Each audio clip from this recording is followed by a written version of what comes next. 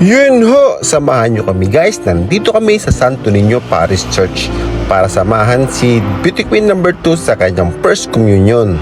Pagdating namin sa simbahan ay pupunta din at talagyan ng telang puti sa ulo. Pagkatapos naman yan ay papasok na sa loob ng simbahan. Anak, pumasok sa loob, ba't ka naman madali ko makikita? Nakadress kang puti, tsaka may puting tela sa ulo. Nakaw. Makalipas ang 2 linggo, nakita ko na rin si Beauty Queen number 2. Malinis po ang tenga niyan, siguro lampoy talaga yung nangangatay. Siya, kamuta na.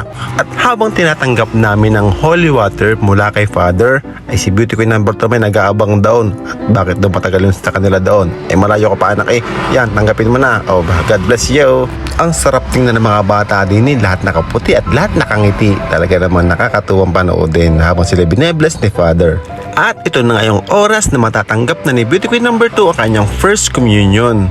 Sobra ako natutuwa kasi 4 na kaming pipila pag kami sisimba tuwing linggo.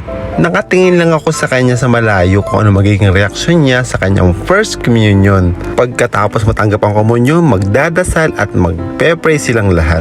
Sobrang saya ko ngayong araw kasi nagkaroon ako ng pagkakataon na samahan si Beauty Queen number 2 sa kanyang first communion. Basta anak, lagi mong baitan at nandito si daddy at si mami para sa iyo. May trabaho lang si mami kaya hindi nakasama. Pero love ka nun ha. Ge.